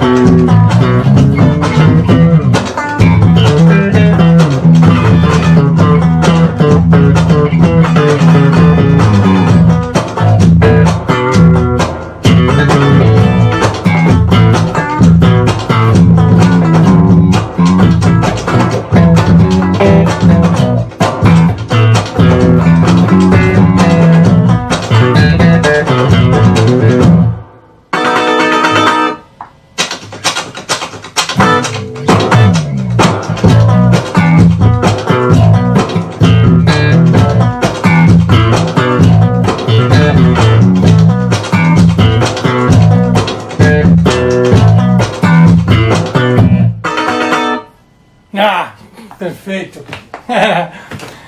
Então, fala das configurações da Então, esse guitarra. aqui é um captador Spirit. De quem é, quem faz? Eu não lembro o fabricante, mas é um captador mais genérico, assim. Tá. Eu acho que deve ser até chinês, não tenho tanta certeza. Puta, cara, Agora o e que é tem tudo aqui. Nico, hein? É, bicho. Irmão, é o Nico. Agora o que é muito Até brilha. louco, que ele fez uma coisa que eu adorei, que eu precisava. Aqui tem um push-push para deixar tudo single, Ah, tá. não é? o push-push, que só faz isso aqui. Aqui o chaveamento normal, aqui é para o tone. E tem o hip shot aqui, né, para ter essa configuração. Deixa eu ver e ele deu o nome de Suprema Chroma. Ah, que legal. Todos têm um instrumento ou só você tem isso? Todos. Ah, que legal. São 2 guitarras de 7 cordas. E o Espiga usa de 6, né, porque ele faz as regiões mais agudas. Né? Perfeito. E essa é uma música que era uma brincadeira, né, de tanto a gente ir tocar, os caras falavam banda croma. Aí eu falava, pô, a banda croma não tem batera, né? Conta a história da banda, como é que é? São aí eu montei essa música aí só para fazer uma piada, né? Uma guitarra dessa só contrabaixo, né? Claro. E aí fazendo a levada. Porque guitarra é um instrumento percussivo também, né? Então o croma tem... James Brown, todos os instrumentos é percussivo. Pois é. Você toca o quê? Tambor. Você toca o quê? Tambor. Os caras com saco, velho. Todo mundo tem que tocar. Então a história do croma, né? O próprio Spiga já contou uma parte, né? O que começou ali em 97 por causa da faculdade, inclusive. A gente cortando aqui a cabeça. Aí. Então eu estava saindo da faculdade, era o último ano, aí o Ciro Visconti estava chegando do Japão e falou, estou querendo gravar uns quartetos de guitarra, você não quer me gravar aí no teu estúdio? Eu falei, você vai gravar isso pra quê? Ele, porque depois eu vou me apresentar. Eu falei, mas como você vai se apresentar? Eu pego um playback com 3 guitarras e toco uma sozinho, ao vivo. Eu falei, não, você precisa de um quarteto de guitarras. Ele, não, bicho, como é que a gente vai juntar 4 guitarristas num quarto? Vai todo mundo se matar. Vai conhecer os caras, né? Aí eu liguei para o Márcio e liguei para o Maurício Cailê. Falei, vamos fazer um esquema aí? Vamos. Aí a gente começou a tocar as músicas do Ciro, isso em 97. Aí, foi legal, tá? Aí quando o Ciro... Peraí, acho que dá pra tocar essa música do Mozart. Aí, quando a gente fez 20 compassos do Mozart, ele pegou as músicas dele, gavetou de novo, e a gente foi para um outro lugar. Aí a coisa começou a andar, o Quadrivium durou até 99, a gente teve altas coisas legais, fizemos Bem Brasil, fizemos um monte de programa de TV, fizemos vídeo show, o João Zimeio no SBT, foi tudo legal. Mas... chegou ali em 99, a gente já estava com umas diferenças, eu queria uma coisa mais... O Cailê já estava enchendo o saco, porque não gosta disso, porque não gosta daquilo, porque elixir não sei o que tem, porque captador tem que ser... Ele era meu Rodrigo Ultraje nessa época. Ah, é? Quando ele foi lá... É verdade, pode crer. E aí a gente ficou muito amigo, assim, porque eu adoro ver ele tocando. É foda. E ele tava com uma coisa assim, ele tava com umas coisas diferentes. Ele também não tava numa fase muito boa, porque o pai dele não estava bem na época. E ele tava afim de fazer o som dele, de compor. Ele tava compondo, já lendo partitura que ele aprendeu ali no ambiente do Quadrivium. E ele também já estava meio estressado, saco cheio também, o seu falo. O Cailê? Aí entrou o Fabiano, a gente seguiu mais um pouco, aí eu voltei a fazer os trabalhos com traje, e aí acabei ficando mais afastado do Quadrivium, aí a gente achou melhor parar e eu montei o Chroma nas condições que eu tinha. E aí que eu vou conhecer o Spiga e o Igor. E eu conheci os dois por causa do Rick Fulani, que era um brother, que falou, eu quero entrar pro Chroma. Aí ele ajeitou tudo e saiu fora. Aí até o último cara, quando ele saiu, ele já indicou um outro cara também, que era o Fabiano Rodrigues. Aí, bicho, a coisa foi andando, mas eu tinha um propósito de estar tocando um repertório maior, assim, mas nessa formação mais camerística, de pensar o instrumento até sem tecnologia, apesar de eu adorar a tecnologia pra caramba, mas eu achava que o Chroma tinha uma conta para pagar, né, um desafio, né, que era, beleza, vocês acham que a gente é roqueiro tudo retardado, então beleza, então a gente vai tocar com a técnica só. Diz que pedal é o mínimo, né? Entendeu? Então nós vamos fazer como deve ser feito, no sentido de vamos usar o instrumento o mais puro possível. Então a gente foi cuidar da técnica. E eu acho que a gente fez um bom trabalho assim, nesse sentido. Agora, que a gente está numa outra fase, e o que é uma loucura, né? Você pensar um trabalho que vai durar 20 anos. Pois é, o Spiga falou isso. Em setembro agora, inclusive a gente vai se apresentar no dia 5 de setembro, lá no Teatro MC. A gente vai fazer um show comemorativo do mês que a gente comemora 20 anos. Então, quer dizer, se não for pela música, né, bicho? E pela amizade, pelo amor, por tudo, o que dura 20 anos, cara? Entendeu? Então, eu também sou um cara só de o meu sorte. casamento, que dura 20 anos e vai durar 30, 40, porque eu não lembro mais minha mulher. Ó, pode crer. E o meu, esse ano aqui, nós vamos fazer, não vai abusar, 27. hein? Esse ano aqui eu faço 27 com a minha esposa. Pode comprar a Desde o cachorro. começo. E se não tem essa... É que ela tá falando, ontem ela tá falando, compra um ampli novo, então eu tô fazendo uma média. Entendeu? Então o Croma veio discutir essas coisas, de desconstruir o papel da guitarra, né? Inclusive é muito comum hoje se você procurar na internet, escrever lá quarteto de guitarras elétricas, você vai encontrar no norte, no nordeste, no sul, no centro-oeste, para tudo quanto é lado, você tem um quarteto de guitarras. Né? Inclusive para uma escola. A maioria vai ver a quantidade de alunos de guitarra que tem numa escola de bairro, ainda é um instrumento que sustenta muito essa... Qual é a dinâmica de trabalho? Monta um quarteto de guitarras, monta um duo de guitarras, monta um trio, pelo menos para a coisa ir tocando. Claro que guitarrista de rock é para tocar com bateria baixo, mas você vai desenvolver outras capacidades perceptivas de você tocar a sua voz. Você vai até, de repente, até cantar melhor. Entendeu? Porque a gente sai dessa coisa, né, muito os acordes, né, ouvir todos os intervalos juntos. É uma outra educação sonora, né, de trabalho. Então eu fico muito orgulhoso, assim, com todo mundo que está no Croma, do pessoal do Quadrível, nós fizemos um bom trabalho, vamos dizer assim. O que mais que você faz? Fora o Croma, o LED? Aí tem o Syntax, né, que é esse trabalho que eu e o Flávio fizemos, começamos a fazer em 93, que a gente tinha a mesma workstation, né, de MIDI, e a gente compunha e trocava os arquivos via modem. A gente conectava o computador via os modems da casa e a gente ia compondo. Aí a gente foi fazendo isso de farra e foi compondo, porque a ideia era como que a gente fazia um trabalho MIDI, soar o mais humano possível e ter a guitarra só mais como contexto melódico. Você pode ver que eu quase não fiz base nenhuma. E o CD inteiro é assim. E aí a gente foi fazendo, depois a gente convidou baixistas para gravar, depois a gente gravou a batera. Bom, no final das contas, quando chegou no final de 2013, o Flávio me ligou e falou: meu, vamos terminar essa merda, porque eu tô com medo de ficar póstumo. Aí a gente terminou, mixou, aí o Paulo Anhaia mixou, masterizou, aí a gente manufaturou, lançou e está no Spotify também. Então pode procurar o Syntax. Outra coisa, aula. Eu continuo dando aula, nunca parei de dar aula, né? Por acaso as pessoas podem entrar em contato, Sim, Skype, não sei o quê, quais são os métodos? Tem o Instagram, pode me procurar pelo Instagram, pode me Parma, procurar. Heraldo Parma, com 2 As e 2 N's no final, mas ele corrige. O Facebook também. Minha metodologia é baseada na pessoa. Então é assim, o programa é absolutamente personalizado. E eu dou aula de várias frentes, né?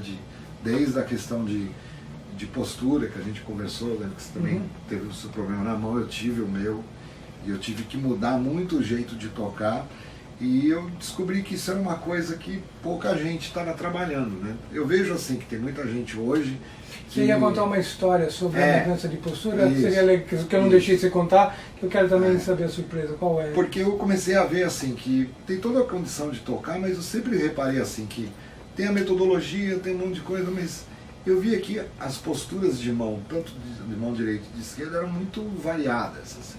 Eu não via um padrão, né? Porque alguma coisa...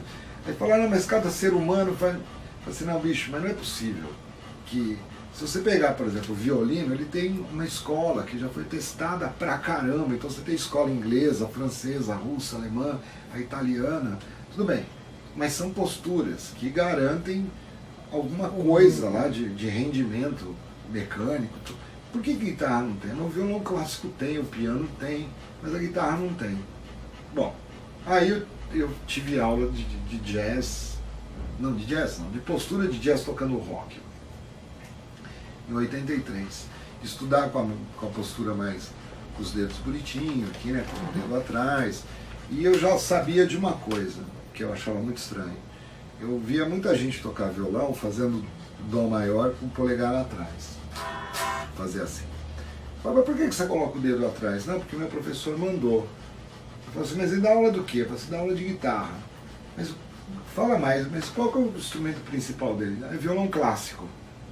Ah, então por isso que ele coloca o dedo atrás, porque para guitarra e violão o lugar certo é aqui em cima. Por quê? Porque deixa o punho reto. Né? Com a perna direita, o punho fica dobrado. Então quer dizer, se você ficar articulando os dedos com o punho dobrado, o que vai acontecer? Né? Você vai ferrar aqui embaixo. É. Bom, Carpo vai pra cá do caralho. então eu comecei a me preocupar com isso. No momento que a minha mão deu problema em 98. Então eu tive que mudar meu jeito, né? Esse dedo aqui teve um cisto, enfim. 10 anos depois, uns 11 anos depois, 2009, eu conheci um cara, numa escola que eu dava aula ali perto da Praça da Árvore, que ele tinha um problema, tem um problema, que chama tremor essencial. Aí o tremor essencial, parece que o cara tem um problema parecido com Parkinson. Ele fica com uma tremedeira, assim. E aí ele foi fazer uma aula teste lá. Aí eu falei assim, mas e essa tremida, né? Porque eu fiquei preocupado. Falei, como é que eu vou dar aula para um cara que tem um tremor? Ele falou, não, isso daqui chama tremor essencial, é como se fosse um estabilizador de uma câmera. Eu falei, como assim? Ah, eu nasci sem ele, eu não tenho isso. Então eu tenho que tomar medicação para segurar. Por exemplo, quando eu tomo tequila, para. Eu falei, mas aí eu não posso ficar bêbado toda hora. Ainda o cara fazer umas puta piada. Eu falei, mas e o negócio de tocar? Ele, não, porque tem um negócio assim, quando eu apoio, estabiliza. Eu, como assim? Se você fizer assim, para, ele mostrava, ele fez assim, ó, tremendo e... Eu falei, então qualquer lugar que você apoiar, você para de tremer, ele para, você pode fazer a matrícula. Maluco, eu fiz um trampo com ele, há uns 2 anos e meio, que ele me ensinou, me fez repensar tudo que eu fazia de apoio, de dedo, aonde... Às vezes você não consegue tocar uma coisa, e você fala, ah, minha habilidade, fala assim, não, seus apoios podem estar te atrapalhando. E esse cara conseguiu tocar baseado nessas ideias de apoios, e bicho, você vê o cara tocando, o cara não treina. Mas essa mudança foi onde, como? O que você viu? Por exemplo, isso lá, vem pra cá, vem. essa coisa do polegar aqui em cima, se você consegue usar o teu polegar como um apoio, você... ele já para de tremer aí. Se o cara que tem um problema de tremor essencial consegue, imagina você que tem isso resolvido. Quanto melhora? Eu comecei a pensar nisso. Falei, peraí, se eu estou arrumando um jeito, pensando nos apoios, para ele não tremer, se eu pensar mais sobre isso, eu vou tocar com mais facilidade, dentro da minha limitação. Eu vou tocar, vai ser mais apoiado. Então, tem coisas que eu preciso tocar que eu trabalho com intensidades de apoio. Se você vê as pessoas tocando, elas tocam assim, mas não é consciente. É uma coisa assim, você pode ver, quando você está tocando, teu polegar fica fazendo isso aqui, ó. Mas você nunca parou para pensar o que ele está fazendo para você conseguir tocar. Então, aquilo que você consegue fazer, você fala, aí você vai fazer outra coisa que você não consegue. Então, talvez o apoio que você usou para os teus dedos trabalharem melhor está inadequado, por exemplo. Né? E aí eu comecei a pensar nisso. Então, o Patrick sabe, né? Ele começou a querer tocar guitarra. Toma cuidado, sabe as pegadas de dedinho assim, por exemplo? Né? Essa coisa de fazer isso aqui, ó. Quando vai dar bem de fazer isso aqui, ó. Isso aqui o cara aprende do jeito que deu. Ninguém foi lá falar assim, mas peraí, tem um outro jeito mais simples de fazer. Uma alavanca mais simples para você não fazer esse movimento. Olha isso aqui, bicho, faz isso aqui por 2 horas. O que vai dar? Vai dar merda, bicho. Agora, se você apoia certo, faz uma trava, trabalha com uma mecânica de alavanca, isso aqui você sobe, ó, sem maiores riscos, né? Mas aí que tá. Tem gente que faz isso, mas não tem a metodologia, a coisa não ficou com metodologia. E esse cara me fez prestar mais atenção nisso. De ficar analisando como eu tocava, para ver o que eu podia pensar na situação dele, dos apoios, para ele conseguir tocar sem tremer. Grande, Geraldo, vamos fazer uma pra gente fechar? Vamos. A última música pra gente fechar. Então eu vou fazer Isso, Úrsula. Bate mais um pouco. Deixa eu ver qual que eu vou fazer ali pra... Tem uma música que eu fiz, que na verdade não é uma música que eu fiz, né? Um arranjo que eu fiz, que foi uma... Qual é dessas todas? É do Ultraje também, mas é uma versão do Chroma. Preguiça, faixa 9, inútil. É Inútil, Inútil com batera, sem batera. com batera. Essa música assim que tem muita coisa para mostrar, mas essa eu vou mostrar pelo seguinte, assim, que também ela tá dentro do álbum Desconstruindo, e essa música eu desconstruí. Aham. Inclusive tem a participação do Roger tocando flauta transversal. E ele toca pra cacete. Ah, que legal. Então o desafio dessa música, além de ser uma homenagem ao Ultraje e ao Roger, lógico, era como que eu podia desconstruir a ideia daquela música ser uma música punk com 2 acordes e sem a letra, porque a melodia dessa música só tem 2 notas, Uhum. né? Ela fica aqui, né? Ré, mi, mi, mi, ré, mi. Depois o refrão é mi, mi, ré. A estrofe é ré, mi, o refrão é mi, ré. Então vamos lá, vamos fazer ela então pra gente ver. Deixa eu só dar uma essa afinada aqui, ó. adaptação. Aí eu fiz esse arranjo. Isso vai pro Chroma, isso? Não, esse já já tá naquele álbum. Não, então, isso. E aí foi pro. Desculpa, não vai? Não foi pro Chroma. Aí a gente gravou em 2012 e aí eu fiz só um backing track ali para poder apresentar essa ideia. Quando eu mandei essa versão pro Roger escutar, aí ele mandou um e-mail falando, nossa, bicho, Fiquei emocionado. nossa, ficou tão bonito. Eu nunca vi uma coisa assim. Eu falei, não, eu fiz uma inútil útil. Brincadeira. Aí eu zoei ele. Às vezes ele ficava puto, eu falei, que eu tive um bom professor, né? Vamos lá? Vamos lá. Vamos lá.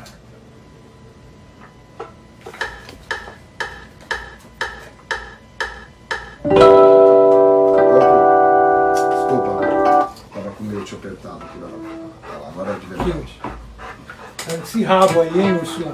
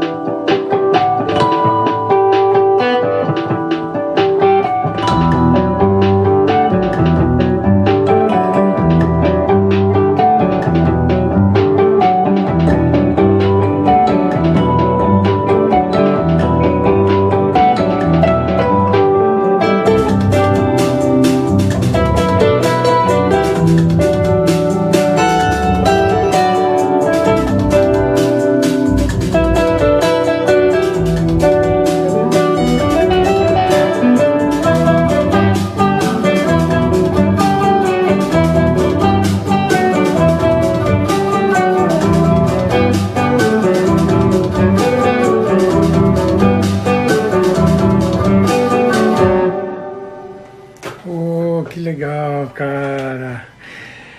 Queridão, fica de pé aí. Ah.